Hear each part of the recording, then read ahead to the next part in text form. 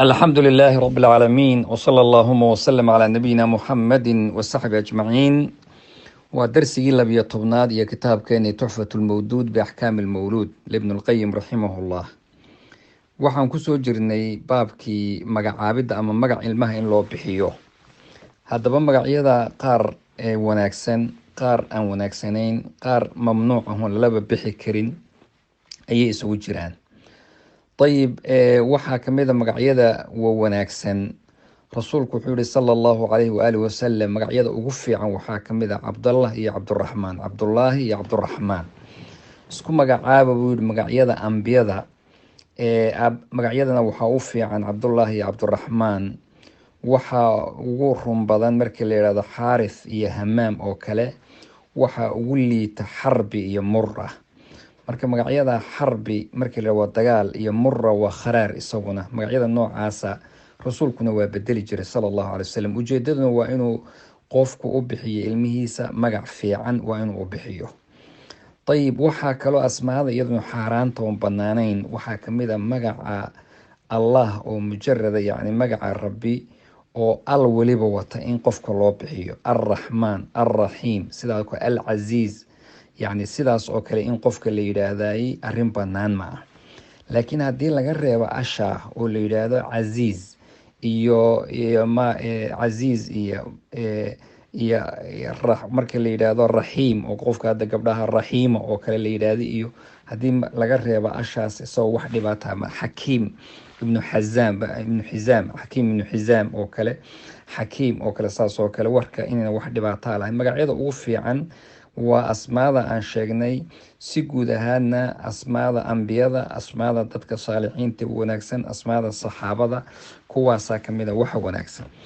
waxaan banaanayn oo xaraamta kamid ah iyaguna magacyada malik inuu qofka loo bixiyo malikul muluk oo kale ama suldaanu salaatiin oo kale boqorada boqorkoodii oo kale sida in wax lagu magacaabay wax wanaagsan ma ah. waxaa kaloo isaga naftiisu karaahiye ah oo aan isaga naftiisu fiicnayn oo saxiixaynkana ku soo xadiis saxiixa inuu rasuulku yiri sallallahu alayhi wasallam yani magacyada aan sheegnay ayaa kamid oo qofku inuu u bixiyo malik al-muluk oo kale qofka la yiraahdo boqorada boqorkoodii oo kale ayaa kamid. waxaa saxiixul muslim ku sugan isaga inuu rasuulku ka hadlay uu yiri ilmihiina ha u bixinina yasaar iyo rabaax iyo najaax ama najiix ama aflax sidaas oo kale.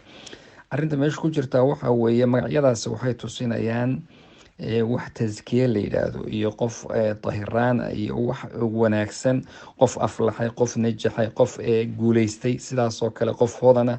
markii la yiraahdo athama huwa ma jooga halka ninkii aflax ahaa hadda tiraado maya qofku sidaas uu kaga jawaabay haduusan joogin marka waa fa'li aan wanaagsanayn weey. marka sidaas oo kale ibn al-Qayyim wuxuu leeyahay waxa la mid ah macnahooda mubaarak iyo muflix iyo khayr iyo suruur iyo nicmo oo kale iyo magacyada noocaasa iyaguna waxay soo galayaan magacyada al-asmaa al-makruh asmaada iyadana laga fiican yahay bay soo galayaan.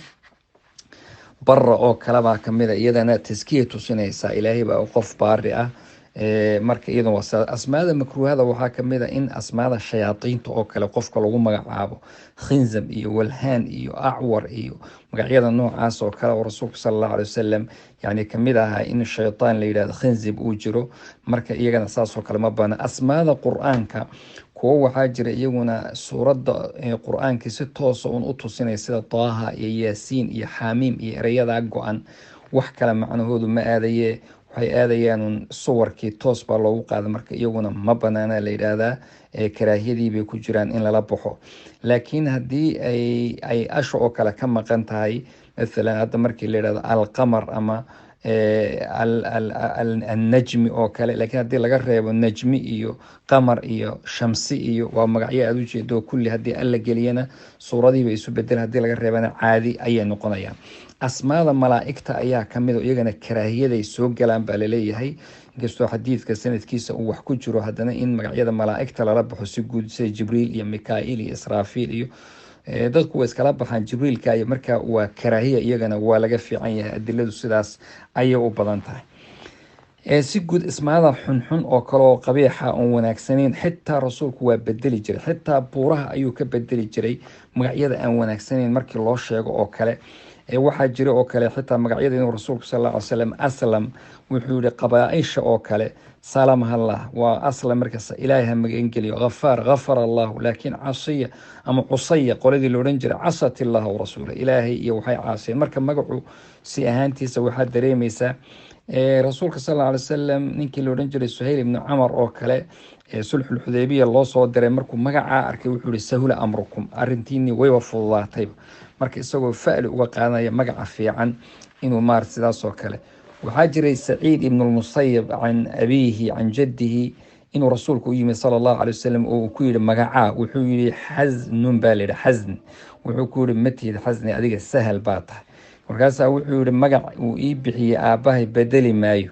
wuxuu ku yihi waagii dambe saciid ibn musayib baa wuxuu odhan jiray alxusuunatu maa zaalat fiina, tilka alxusuuna maa zaalat fiina, weligeed nagama zuulin. xasuunadu waxaa weeyaan waa khildada iyo adayga wey, waa khuluqa qofka iyo akhlaaqdiisa oo midka kan aho xasuunat khildatun wa qasaawa, qalalaan baa ku jira. marka inaynan ahayn iyaduna, marka rasuulku inuu ka bedelu damcay, laakiin ma uusan wax fiican ma ahayn.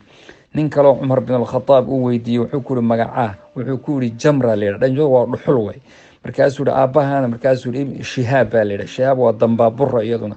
markaasa wuxuu ku yihi xagee deganteen, xarqa ama xurqa meeshaas la yidhaahdo, waa gubanaysa, meel gubanaysa. wuxuu yihi gurigaagu halkeebuu kaga yaalaayo, bixarati naar buu ku yaalaabu, yani qeybta oo xara yani gurayska ama buurta naarta dabka loo yaqaan. wuxuu yihi halkeed kasii degantihiin, markaasuu bidaati lada, meesha ololka ayaanu ka degan.